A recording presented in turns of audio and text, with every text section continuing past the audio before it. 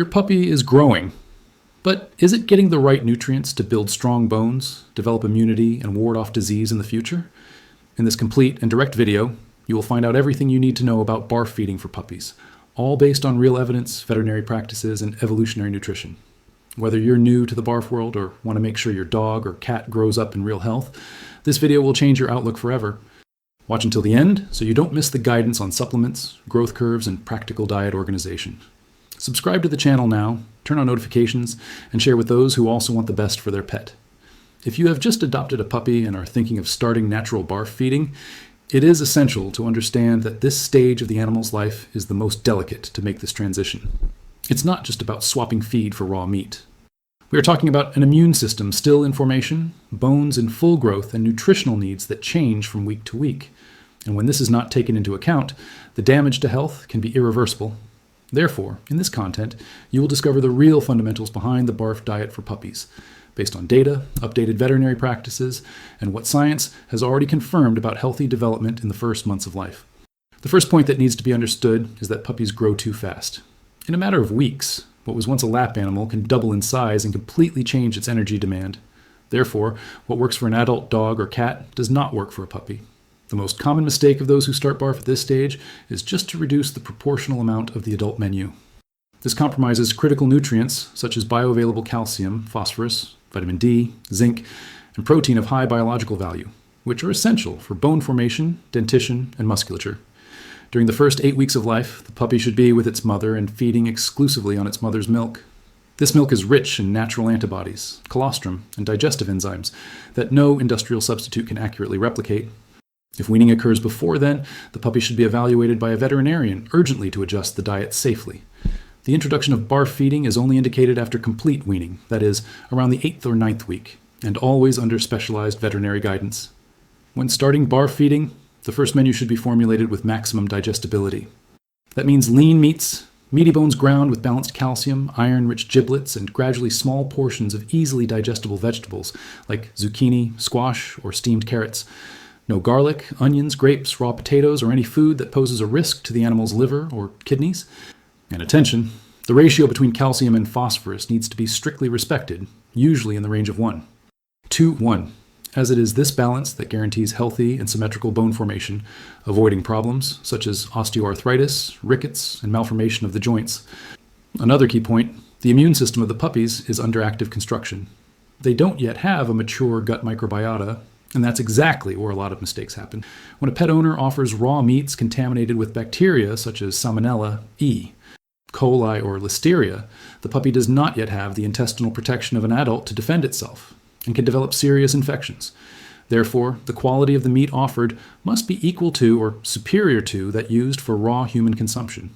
Hygiene in handling, quick freezing, and the correct rotation of ingredients are non-negotiable measures. To ensure strengthened immunity, the diet needs to contain sources of zinc, vitamin E, selenium, omega-3, and glutamine.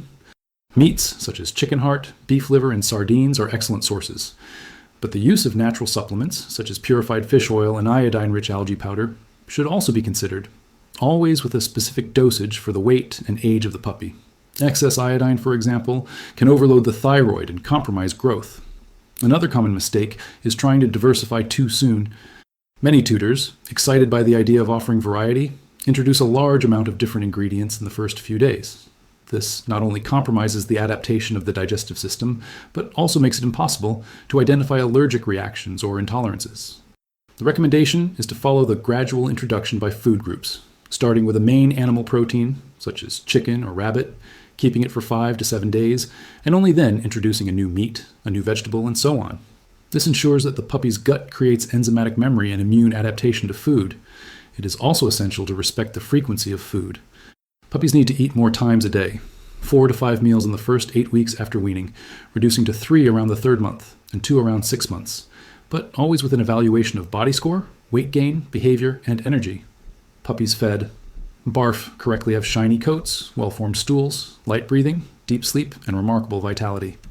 Any sign of apathy, constant itching, vomiting, liquid stools, or disproportionate growth may indicate an error in the diet formula.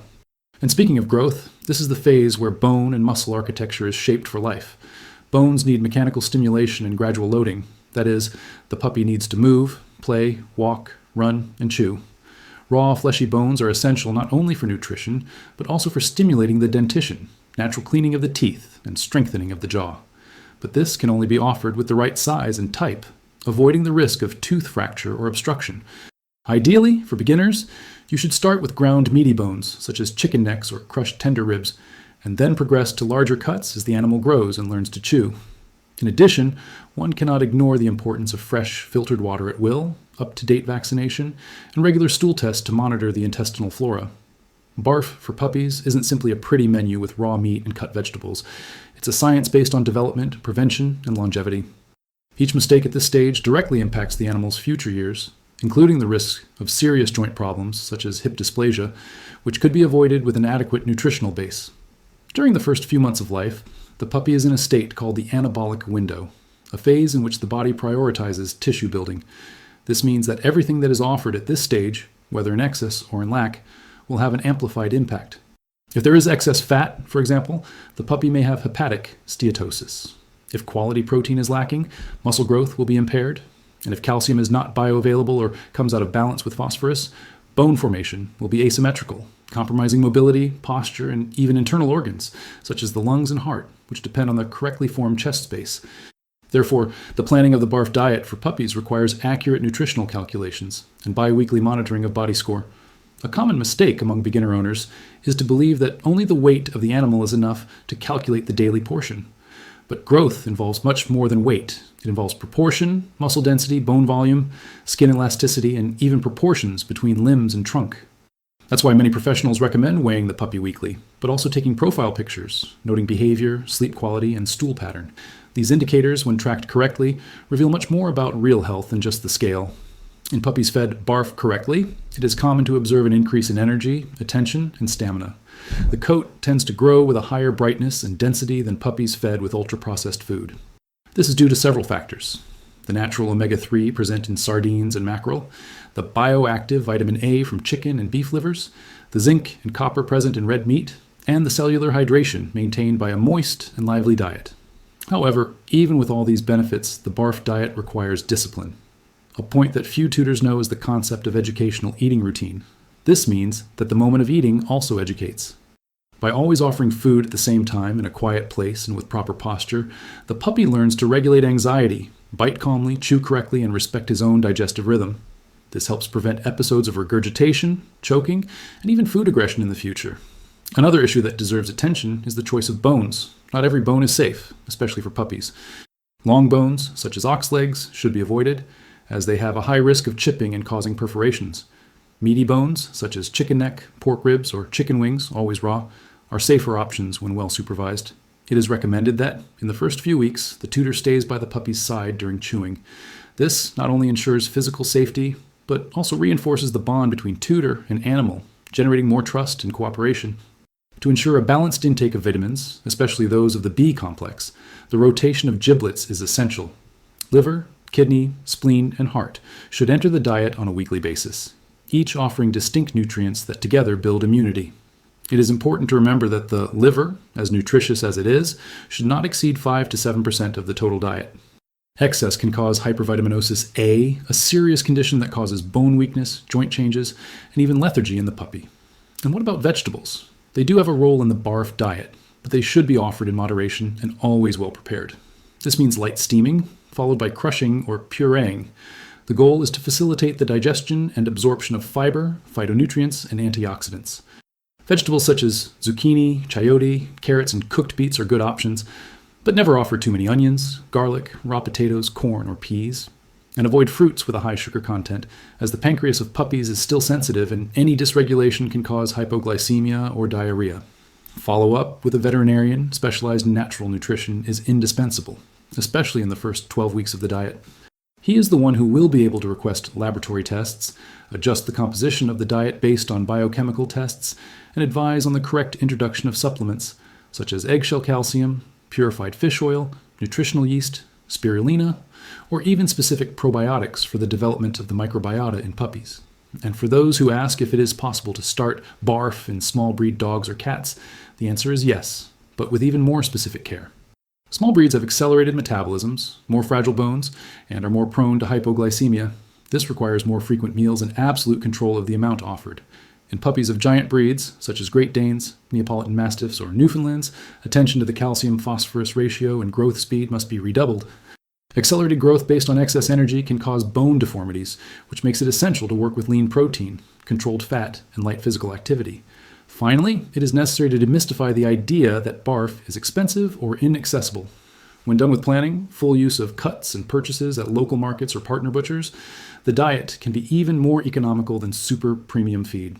In addition, what is saved in future treatments, allergies, gastrointestinal problems, kidney and orthopedic diseases, makes natural food an investment in long-term health. It's not just about feeding, it's about forming a balanced, resistant, healthy organism with extended longevity.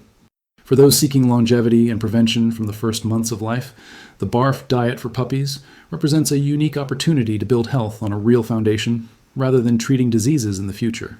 And for this construction to happen in the right way, it is essential to understand that there is no single, standardized formula for all puppies. Each animal has a different metabolism, different growth rate, and even distinct genetic predispositions that need to be considered. The tutor who chooses the path of natural food needs to commit to a routine of constant observation. It is not enough to just follow ready-made recipes found on the internet. It is necessary to analyze the puppy's behavior after each meal. Does he sleep easily, or does he become agitated? Do you chew calmly or swallow in a hurry? Are the stools well formed with the right color and consistency? Are there signs of vomiting or reflux after bones? Does urine have a strong smell or cloudy appearance? All these details are signs of how the body is reacting to the diet and should be noted regularly.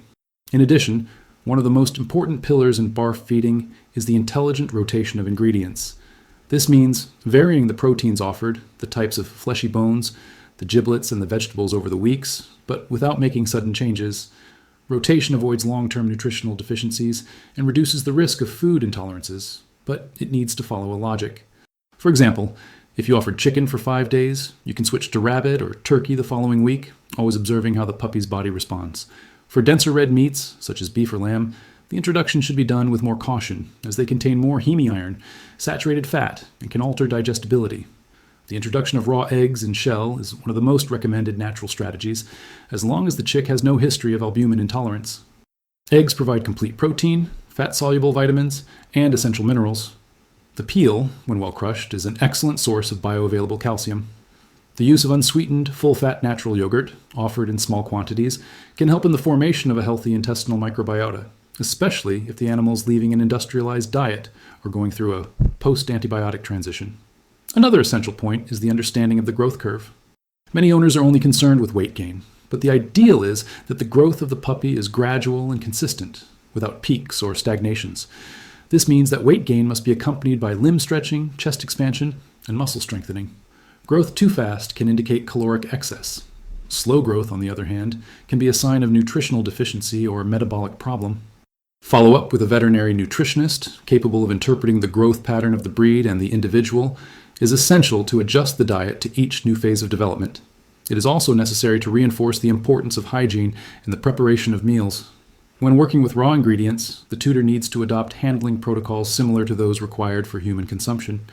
This includes clean hands, sterilized utensils, separation by type of ingredient, quick freezing and defrosting always in refrigeration, never at room temperature, cleaning the bowl after each meal, storing supplements correctly, and checking the expiration date of natural products are part of the responsibility of the tutor who opts for BARF.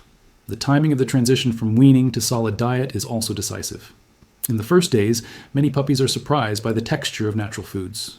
Therefore, it is common to start with crushed baby food or ground meat mixed with a little of the vegetable cooking water.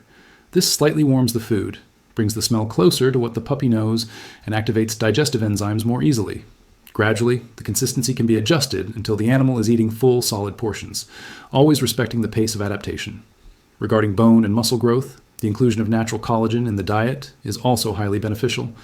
It can be obtained through cuts such as chicken neck, fish skin, or paws cooked over low heat until it forms natural gelatin, the so-called bone broth. This collagen, when offered in small portions, helps in joint lubrication, skin elasticity, cartilage health, and even in the resistance of nails and hair. Omega-3 supplementation, especially DHA, docosahexaenoic acid, should be considered a priority in the first 3 months of the diet. This nutrient is responsible for forming neural connections and protecting the central nervous system, in addition to acting on visual and cognitive development. In other words, a puppy that receives good quality DHA in the right amounts tends to be smarter, more attentive, more sociable, and less prone to behavioral disorders. Recommended sources include purified fish oil, krill oil, or even specific veterinary capsules. And when we talk about kittens, attention should be even greater. Cats, being strict carnivores, have a higher requirement for taurine, an amino acid that they cannot produce in sufficient quantities. Taurine is essential for heart health, vision, nervous system, and reproduction. It is present in high concentrations in offal, such as the heart and liver, but its conservation depends on storage and preparation. Therefore, BARF for kittens must contain regular and fresh sources of taurine, in addition to following a stricter proportion of proteins of animal origin. Natural hydration also needs to be highlighted as an important differential of BARF. While dry feed contains about 10% moisture, raw, fresh feed provides an average of 70% biological water. This significantly reduces the risk of kidney stones, improves liver function, protects the developing kidneys, and maintains more efficient metabolism. Therefore, puppies fed BARF tend to drink less water from the drinker, which is not a cause for concern, as long as the diet is properly balanced and the clinical signs are positive. To facilitate organization, many tutors choose to set up weekly lunch boxes for freezing. This practice can be effective as long as the ingredients are well distributed per serving and that there is no loss of nutrients sensitive to prolonged freezing, such as some B vitamins and antioxidants. Whenever possible, the ideal is to keep a frozen base and top it off with fresh items on the day of the offer, such as raw egg yolk, vegetable zest, or a touch of vitamin E-rich vegetable oil. Over the past few decades, nutritional science for dogs and cats has evolved dramatically. Many of the problems once considered genetic or age common are now recognized as a direct result of inadequate nutrition in the first months of life. Joint problems, skin allergies, low immunity, kidney disease, behavioral disorders, and even tumors are strongly associated with diet and environment. So when choosing BARF food for a puppy, the owner isn't just offering a food alternative. They're choosing a path of building long-term health.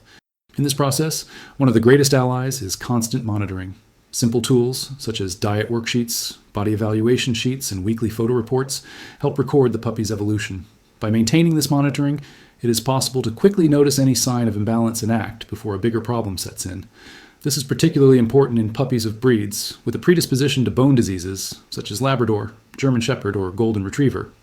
For these dogs, the nutritional balance in the first 12 months literally defines the quality of life for the next 15 years. It is also essential to understand that the BARF diet for puppies is not an improvisation of raw meats. It is not enough to offer ground beef with carrots and believe that this is natural. Natural, in this context, means biologically appropriate, that is, based on the evolutionary needs of the animal, but adapted to the reality of the modern domestic environment.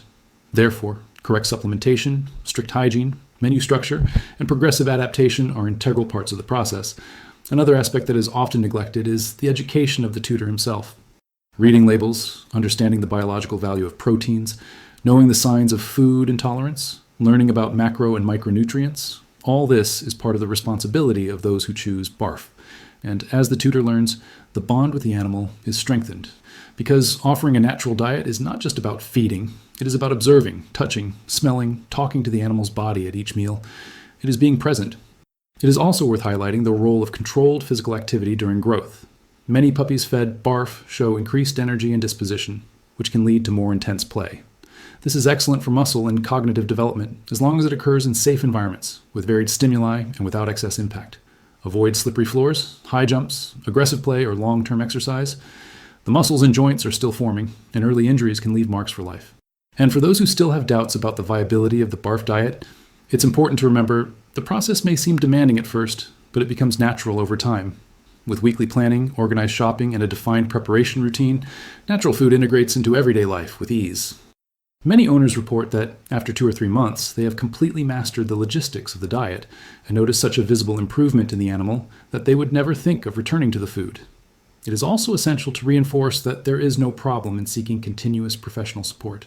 Veterinary nutritionists specializing in natural food can help adjust the diet according to the animal's growth, correct errors, advise on specific supplements, and even assist in transition periods, such as castration, hormonal changes, the introduction of exercise, or the presence of diseases. Having an individualized eating plan makes all the difference.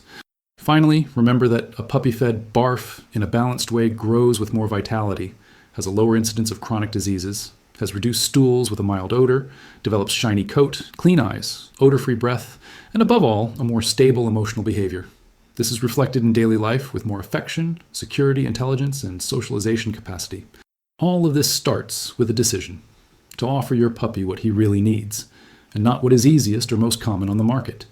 Natural food represents a return to the origins, but with the knowledge of modern science and the care of responsible love. And if you've made it this far, you're already far ahead of most owners who are still unaware of the real power of true nutrition. Your puppy doesn't need perfection. He needs balance, constancy, attention, and real food. And every meal offered with conscience is a silent promise of health, of longevity, and of many happy years by your side.